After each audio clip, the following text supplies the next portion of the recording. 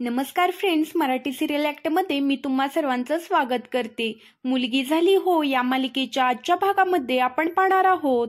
केदार हा हॉस्पिटलमध्ये बसलेला असतो आणि तिथे राजन येतो आणि राजन म्हणतो, केदार तुम्ही जाऊन जरा फ्रेश व्हा ना, इथेच वॉशरूम आहे. केदार म्हणतो, नाही नाही मला गरज त्याची. लगेचच राजन म्हणतो, अहो प्लीज जरा बरं वाटेल, तोंडावर पाणी तरी मारून घ्या. त्यावर केदार म्हणतो, हो बरोबर आहे, तोंडावर पाणी मारलं पाहिजे. राजन मनातली मनात म्हणत असतो, काही सेकंदाचा वेळ हवा आहे फक्त मला. एकदा हा केदार उठून गेला की कल्याणीताई तू संपलीस. आता केदार हा उठतो आणि वॉशरूम मध्ये तोंडावर पाणी मारण्यासाठी तिथून निघून जातो. तर आता इथे राजन हा कल्याणीच्या आयसीयू रूम कडे निघालेला असतो आणि त्याच्या आता डोक्यात प्लॅन असतो की कल्याणीला आता संपवायचं.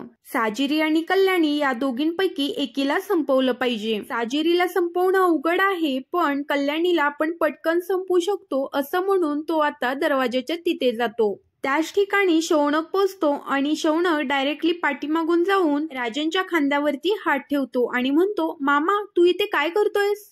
तू कशाला आलायस इथे आणि का आलायस ते पहिल्यांदा सांग. त्यावर राजन म्हणतो, नाही रे, मला ताईची काळजी वाटत होती ना म्हणून आलो आहे.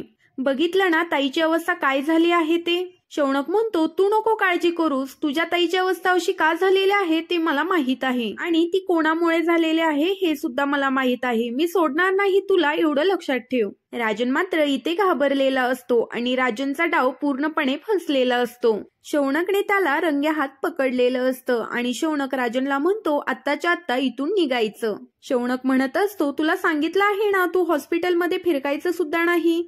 तेवढ्यात केदार तिथे येतो आणि शौनकने आणलेला टिफिन तो तिथे ठेवतो आणि केदार म्हणतो, राजन तुला सांगितलं आहे ना, मग निघ बाबा तू. कसा आहे ना, आमचा तुझ्यावर विश्वास नाही. आणि शौनक हा पण राजनला इथून निघून जा म्हणून सांगत असतो. तेव्हा राजन म्हणतो, मला काळजी वाटत आहे. त्यावर शौनक म्हणतो, निघ आता तू इथून लवकर. आणि केदार आल्यावर शौनक त्याला सांगू लागतो, इथे हा राजन मामा असणं म्हणजे आपल्यासाठी धोका आहे. आणि आणखी एक गोष्ट बाबा तुम्हाला मला सांगायची आहे, ती म्हणजे साजिरीचं लवकरात लवकर ऑपरेशन होणार आहे. केदारला मात्र खूप आनंद झालेला असतो आणि इकडे पाटलांच्या घरी विलास पाटील पैशांची जुळवाजुळव करत असतात आणि विलास पाटील यांनी सगळे पैसे जमा केलेले असतात आणि त्याचबरोबर रोहनने देखील त्याच्या जवळचे 1.5 लाख रुपये दिलेले असतात. प्रत्येक जण आपापले पैसे देत असतं आणि विलास पाटील हे सगळ्या पैशांची जुळवाजुळव करत असतात. सगळं पैसे जुळूनही पैसे कमीच पडत आहेत असं त्यांना वाटत असतं. त्यावर विलास पाटील म्हणत असतात, गोजिरी आणि साजिरीच्या नावावर काही पॉलिसी आहेत ते आपण बघूयात आणि त्याचे किती पैसे मिळतायत ते. तेवढ्यात साजिरी तिथे येते. साजिरी म्हणते, मला ना खरंच खूप भीती वाटते, मला कळतच नाही नक्की काय होतंय ते. तेवढ्यात भूषण तिथे येतो आणि भूषणने सुद्धा पैसे दिलेले असतात.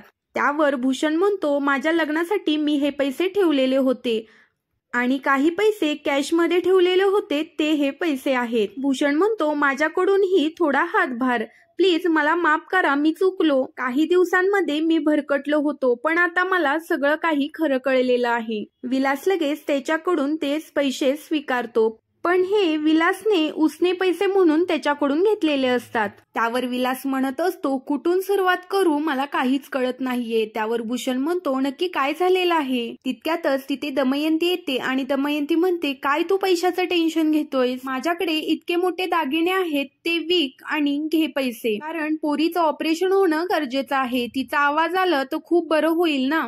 साजिरी आता सगळ्यांपुढे हात जोडत आहे आणि ती म्हणत असते, तुमच्यावर ही जी काही वेळ आलेली आहे ती माझ्यामुळे आलेली आहे आणि साजिरी ही सगळ्यांना हात जोडून माफी मागत आहे. त्यावर विलास म्हणत असतो, तू फक्त आनंदात राहायचं आता, तू काही ह्या घरासाठी कमी केलं आहेस का? त्यामुळे तुझं आता ऑपरेशन सक्सेसफुल होणारच आहे, त्यामुळे आता काळजी करू नकोस. आणि इकडे दमयंती पण साजिरीला समजवत असते, आर्या पण समजवत असते आणि आर्या ही तिच्या पॉलिसीचे पेपर घेऊन आलेली असते.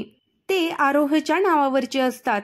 रोहन आणि आर्या म्हणत असतात, आपण पुन्हा परत करूया हे पैसे गोळा. आता सगळ्यांच्या डोक्यामध्ये हा पैशाचा विचार चालू असतो. आता हा घरातला सर्व विषय आरोह आणि गोजिरी मिळून ऐकतात आणि त्यानंतर ते वरती रूम मध्ये जातात.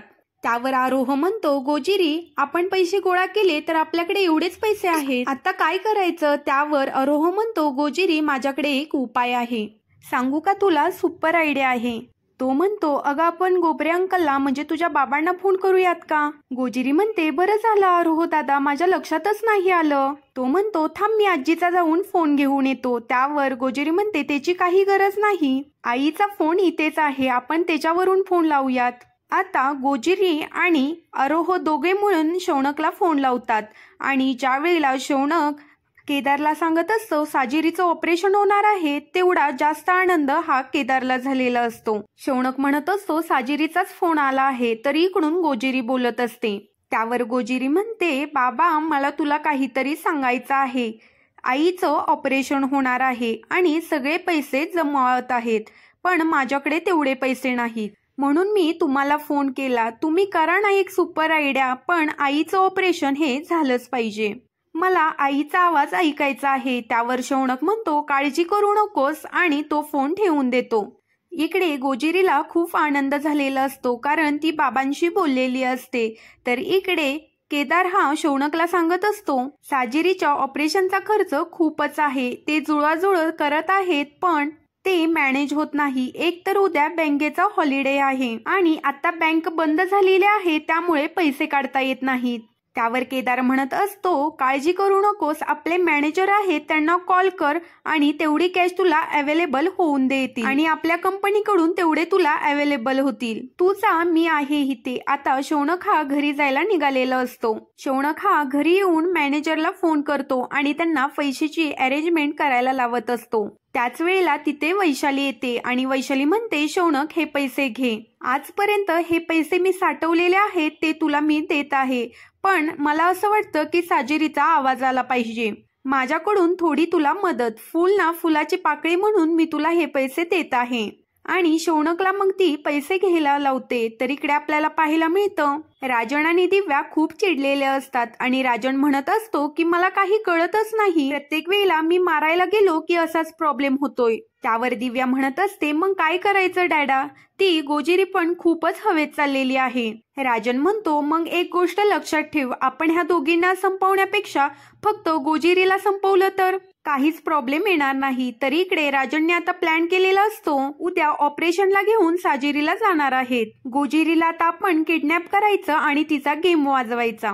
राजनचा हा प्लॅन असतो, तो दिव्याने तर आता ऐकून घेतलेला आहे, पण राजन आता पुढे काय करणार, नक्की शौनक कोणत्या पद्धतीने येऊन गोजिरीला वाचवणार हे आपल्याला पाहायला मिळणार आहे. इकडे शौनकची तयारी चालू असते ही साजिरीच्या ऑपरेशनसाठी. इकडे राजन आणि दिव्यांनी ठरवलेलं असतं, काहीही झालं तरी हे ऑपरेशन होऊन द्यायचं नाही, त्यासाठी त्यांचा प्लॅन चालू आहे. तर पुढील भागामध्ये आपण पाहणार आहोत, घरातले सर्वजण गणपती बाप्पाच्या पुढे उभे राहून प्रार्थना करत असतात. विलास पाटील देवाकडे प्रार्थना करत असतात की माझ्या साजिरीचं ऑपरेशन अगदी व्यवस्थित होऊ देत. साजिरी थोडी रडवेली झालेली असते, तर विलास पाटील तिला समजवतात. सगळेजण बाप्पासमोर हात जोडून उभे आहेत आणि सगळेजण प्रार्थना करत असतात, साजिरीचं ऑपरेशन व्यवस्थित पार पडू देत. तरी इकडे शौनक सुद्धा गणपती बाप्पाच्या समोर बसून गणपती बाप्पाला हात जोडून साजिरीचं ऑपरेशन व्यवस्थित होऊ देत म्हणून प्रार्थना करत असतो. आता साजिरीला ऑपरेशन मध्ये घेतल्यावर काही विघ्न येईल का, व्यवस्थितपणे पार पडेल हे आपल्याला पुढील भागामध्ये पाहायला मिळेल. तसेच मालिकेचे अपडेट जाणून घ्यायचे असेल तर चॅनेलला सबस्क्राईब करा.